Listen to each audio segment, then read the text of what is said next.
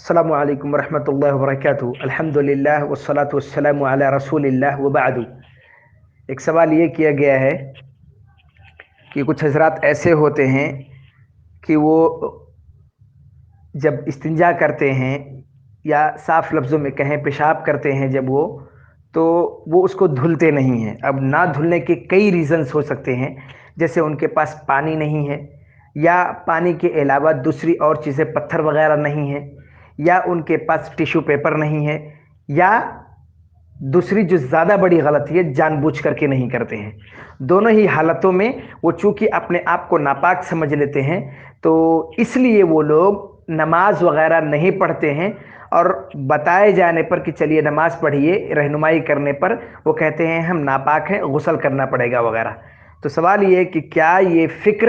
یہ سوچ درست ہے؟ کیا اس عذر کی بنا پہ نماز چھوڑنا درست ہے؟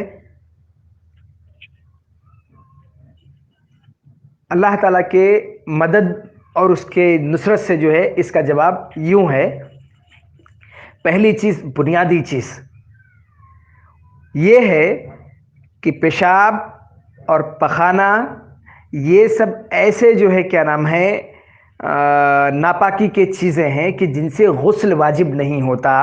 یہ موٹی چیز آپ جان لیجئے، یہ حد سے اصغر ہیں، چھوٹے چھوٹی ایسی چیزیں ہیں کہ جن سے وضو لازم آتا ہے، غسل لازم نہیں آتا۔ یہ پہلی موٹی چیز جان لیجئے۔ دوسری بات یہ ہے کہ اللہ کے نبی صلی اللہ علیہ وسلم نے ان ناپاکیوں سے پاکی حاصل کرنے کا طریقہ بتایا۔ یہ اصول اور ضابطہ ہے کہ جب بھی ہم استنجا کریں، پیشاب کریں، تو ہم اس کو پانی سے صفائیں۔ پانی نہیں ہے تو پتھر سے صفائیں۔ آج کل اس سے بھی آسان طریقہ ہو گیا کہ پانی وغیرہ پتھر وغیرہ نہیں ہے تو ٹیشو پیپر وغیرہ استعمال کر کے اس کو صاف کر لیں۔ ہم پاک صاف ہیں، وہ پاکی کا ذریعہ ہے باقاعدہ، اس لیے آپ اس کے ذریعے سے پاکی کا ذریعہ، اس پاکی کے ان ذرائع کو استعمال کر کے آپ اپنے آپ کو ہمیشہ ہر حالت میں پاک رکھیے۔ یہ بہانے کرنا کہ ہم ٹوائلٹ میں گئے وہاں پر پانی نہیں تھا، پتھر نہیں تھا وغیرہ، آپ اپنے پاس دستی رکھیے۔ وہ دستی جو آج کل مطلب جو ہے کیا نام ہے نیپکن شاید بولتے ہیں، مجھے برابر انگلش جو ہے آتی نہیں ہے برابر سے، وہ کیا الفاظ استعمال ہوتے ہیں، لیکن بہرحال آپ کے پاس اگر جو ہے دستی جو ٹاول چھوٹا والا ہاتھ میں استعمال کرتا ہے اگر وہ بھی ہے تو آپ اس سے ہی کیا نام ہے اپنے پیشاب کرنے کے بعد اپنے پرائیویٹ پارٹ کو صاف کر کے اپنے آپ کو پاک صاف رکھیے، ناپاک نہیں رکھیے۔ یہ موٹی بات جو دوسری تھی۔ تیسری بات یہ ہے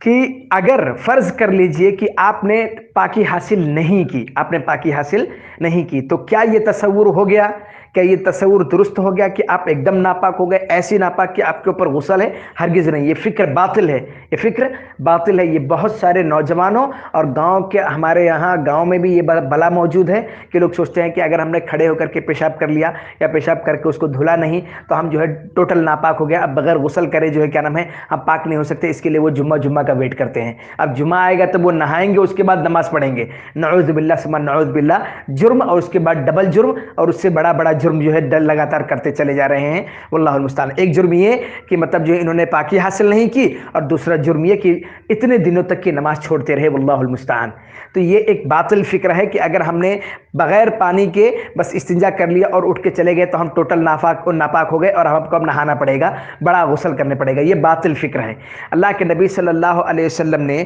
چھوٹے چھوٹے بچوں کے پیشاب کے بارے میں حکم فرمایا، ایک عمومی حکم فرمایا، کہا کہ اگر دودھ پینے والی بچی ہو اور اگر وہ پیشاب کر دے تو اس کے پیشاب کو دھل دیو۔ یہ نہیں کہا کہ اس بچی کو غسل دیو، خود کو غسل دیو، کیا کہا کہ مطلب جو ہے صرف کیا نام ہے اس کے پیشاب کو دھل دیو، وہ جگہ پاک ہو جائے گی۔ اور اس سے بڑی چیز دیکھیے، اور اگر کوئی دودھ پینے والا بچہ ہے، لڑکا ہے، اور وہ صرف دودھ پی رہا ہے، کھانا نہیں کھا رہا ہے، تو اس کے پیشاب کر دینے پر اگر وہ آپ کے بدن پہ ہی کیوں نہ پیشاب کر دے ہوئے، آپ اس کو اس کے اوپر صرف پانی کے چھینٹے مار دیں گے، وہ جو ہے وہ جگہ آپ کی پاک ہو گئی، آپ آرام سے جو ہے کیا نام ہے نماز وغیرہ کر سکتے ہیں،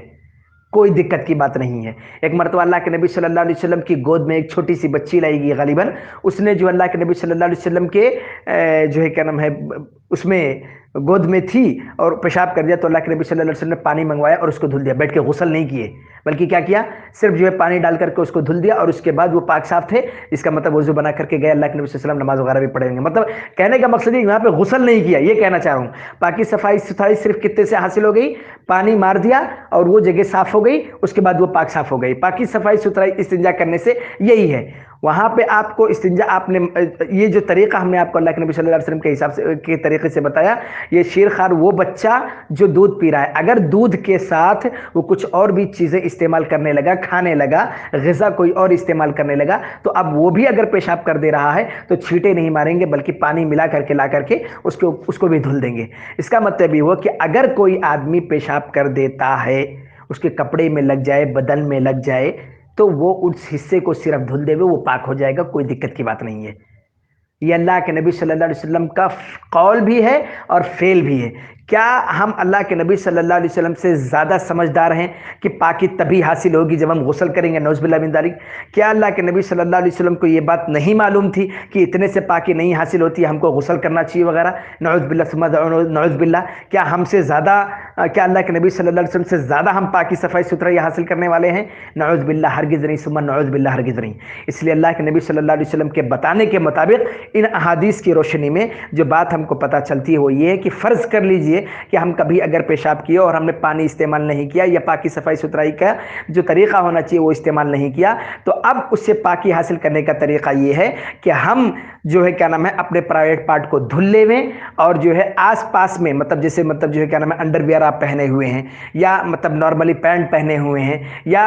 ازار کوئی ہے، لنگی ہے وغیرہ، تو جس حصے میں وہ گندگی لگی ہوئی ہے، یعنی آپ کا پیشاب آپ کو لگ رہا ہے کہ یہاں چھینٹا پڑ چکا ہوگا، لگا ہوگا، آپ ان جگہوں پر پانی مار لیجئے، ان کو دھل لیجئے، وہ جگہ پاک صاف ہو جائے گی۔ اس کے بعد آپ آرام سے جا کر کے نماز پڑھ سکتے ہیں۔ یہی قرآن یا یہ کہہ سکتے ہیں کہ احادیث کی روشنی میں ہم جو ہے پتہ چلتا ہے کہ پیشاب اگر کرنے کے بعد آپ نے پاکی نہیں بھی استعمال کی ہے تب بھی اس سے پاک ہونے کا ذریعہ یہ ہے کہ آپ پرائیویٹ پارٹ کو اور وہ حصہ جہاں پر آپ کو لگ رہا ہے کہ یہاں پر جو ہے گندگی لگی ہوگی، پیشاب لگا ہوگا، وہاں کو پانی مار کر کے اس کو اچھی طرح سے دھل دیجئے۔ آپ بالکل پاک صاف ستھرے ہو چکے ہیں، آپ جائیے نماز پڑھیے اور آپ جو ہے کیا نام ہے غسل کرنے کے محتاج نہیں ہیں۔ یہ باطل فکر ہے، یہ باطل فکر ہے، یہ باطل فکر ہے کہ پیشاب کر کے اگر ہم جو ہے پاکی حاصل نہیں کیے تو ہم کو غسل کرنا ہے۔ اور آپ سوچیں، ایک آخری بات جو میں کہنا چاہ رہا ہوں، ایک مرتبہ غور کرنے کی کوشش کریں۔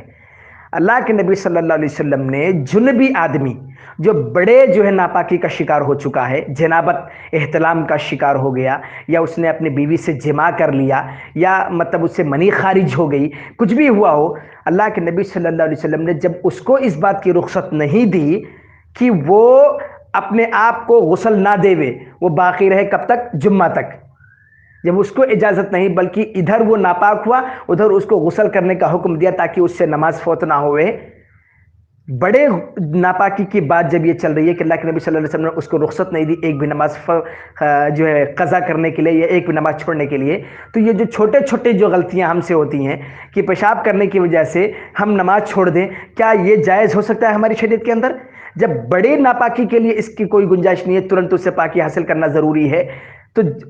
کیا نام ہے چھوٹے ناپاکی پر وہ ناپاکی جب ہم کو لگ گئی ہے اس سے پاکی حاصل کرنا بدرجہ اولا بہت زیادہ ضروری ہے کہ جلدی سے ہم جو ہے کیا نام ہے اس سے پاک صاف ہو جائیں اور نماز کو ہم نہ چھوڑیں۔ جب بڑے ناپاکی والا نماز نہیں چھوڑ سکتا تو چھوٹے ناپاکی والا نماز کیسے چھوڑ سکتا ہے؟ یہ بڑے عجیب اور غریب جو ہے کیا نام ہے فیصلے اور لوگوں کے نخرے اور کہہ سکتے ہیں کہ افکار ہیں کہ مطلب میں اگر جو ہے ناپاک ہو گیا تو اب میں ناپاکی یعنی پیشاب کرنے کے بعد پاکی حاصل نہیں کیا، ایک جرم تو یہ کر لیا میں نے، اور اس کے بعد اس جرم کے کرنے کے عوض میں نمازوں کو لگاتار چھوڑتے چلے جا رہا ہوں، یہ اس سے بھی بڑا جرم ہو گیا۔ یعنی پہلی باطل فکر جو یہ تھی کہ میں پیشاب کر لیا اور اب میں ناپاک ہو گیا ہوں اور میں غسل کر کے ہی پاک ہوں گا، یہ ایک باطل فکر تھی۔ اب اس کے اوپر جو انہوں نے نماز چھوڑنا شروع کیا، یہ اس سے بھی بڑی باطل بات ہو گئی۔ تو اس لیے لوگوں سے گزارش ہے، اللہ کے واسطے آپ اگر اللہ تعالیٰ سے ڈرتے ہیں، قبر کے عذاب سے ڈرتے ہیں، اللہ کی پکڑ سے ڈرتے ہیں، تو اس طرح کے باطل افکار کو نکال کے اپنے دماغ سے پھینکیے۔ اور آپ لوگ جو ہے کیا نام ہے، اگر بائی چانس، ایک تو پہلے ہمیشہ کوشش کیجیے کہ پانی اپنے ساتھ رکھیے، اگر نہیں ہے تو پتھر وغیرہ کا استعمال کیجیے، اگر وہ بھی نہیں ہے تو ٹیشو پیپر وغیرہ اپنے ساتھ استعمال کیجیے اور اس سے پاکی حاصل کیجیے۔ پہلا یہ اصول ہے۔ اور اگر آپ سے یہ بات نہیں ہو پا رہی ہے، فرض کر لیجیے کہ آپ کے پاس واقعی کوئی راستہ نہیں بچا ہے اور آپ جو ہے کیا نام ہے پیشاب کر کے ویسے ہی جو ہے کیا نام ہے پرائیویٹ پارٹ کو چھپا لیے ہیں، تو بھی آپ جب وہ اسی جگہ پر پہنچے جہاں پر پانی مل رہا ہے تو آپ اپنے پرائیویٹ پارٹ کو دھلیے، اور ان جگہوں پر جہاں پر لگتا ہے کہ آپ کو گندگی لگ گئی ہے ان جگہوں کو دھل لیجیے، اور اس کے بعد آپ پاک صاف ستھرے ہو چکے ہیں۔ آپ نماز کو کسی بھی حالت میں نہیں چھوڑ سکتے ہیں۔ وآخر دعوانا ان الحمد للہ رب العالمین واللہ اعلم بالصواب۔ السلام علیکم ورحمۃ اللہ وبرکاتہ۔